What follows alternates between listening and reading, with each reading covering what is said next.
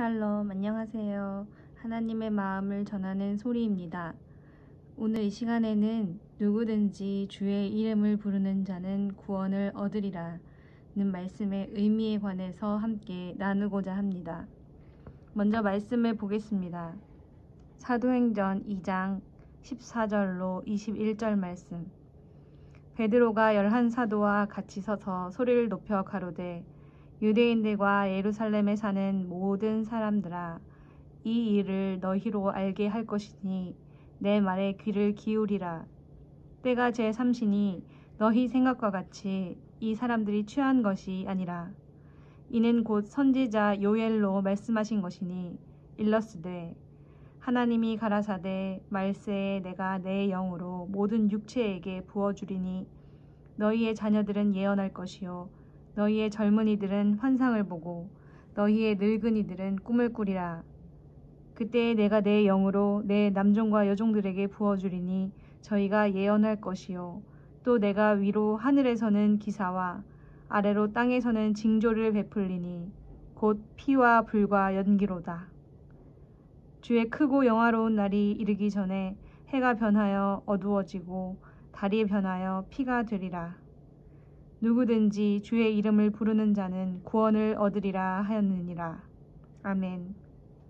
이 말씀을 보면 하늘에서는 기사, 땅에서는 징조가 베풀어지는 때, 해가 변하여 어두워지고 달이 변하여 피가 되는 때, 곧 마지막 심판 때를 말씀하신 다음에 누구든지 주의 이름을 부르는 자는 구원을 얻으리라 는 말씀을 그 뒤에 하십니다.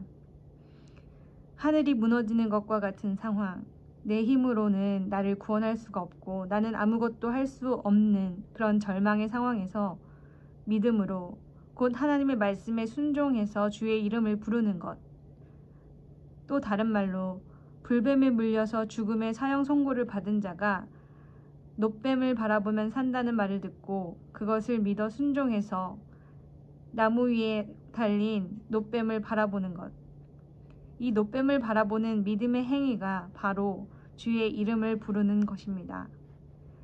오직 예수님만 의지하는 믿음 말입니다.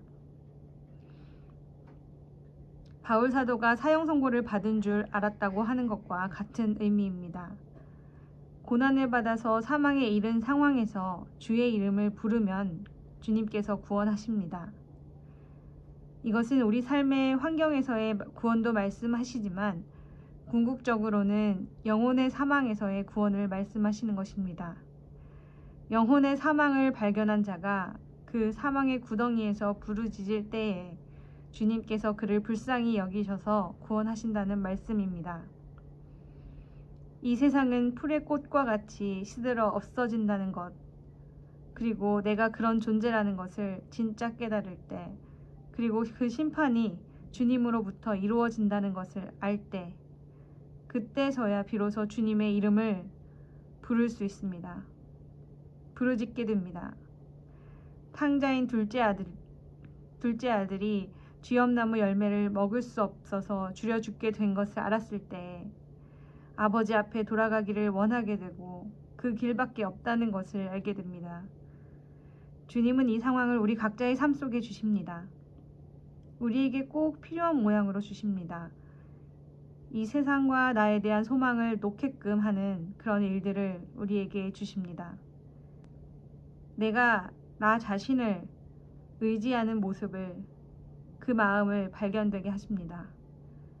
이스라엘 백성들이 가나안 땅에 들어가야 할 상황에서 자신들의 모습에 집중해서 가나안 땅에 들어가지 않기로 결정할 때 그것은 자기 생각, 자기 판단을 믿고 자기를 의지하는 것이고 하나님을 믿지 않는 것이었습니다.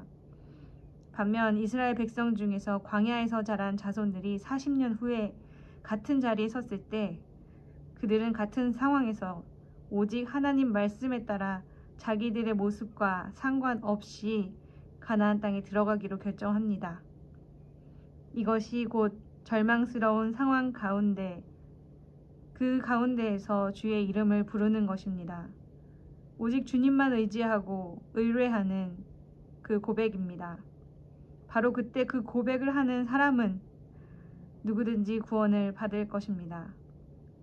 즉 구원이 필요한 그 순간에 나를 의지하지 않고 곧 자기를 부인하고 주의 이름을 부르는 자, 곧 주님만 의지해서 나아가는 자는 구원을 받습니다. 그러므로 주의 이름을 부른다는 것은 결코 간단한 의미가 아닙니다. 주님의 전적인 이끄심 가운데 맞닥뜨리게 된 상황 가운데서 주의 이름을 부를 수 있기 때문입니다. 그저 예수님을 주로 말로 시인하면 되는 문제가 아닙니다. 마음으로 믿어 의에 이르고 입으로 시인하여 구원에 이르느니라 라는 말씀에서도 마찬가지입니다. 자기를 부인하고 주님을 향한 온전한 신뢰 가운데에서만 주의 이름을 부를 수 있고 또 입으로 시인할 수가 있습니다. 주의 이름을 참으로 의지하고 부르시는 여러분 되시기를 바랍니다.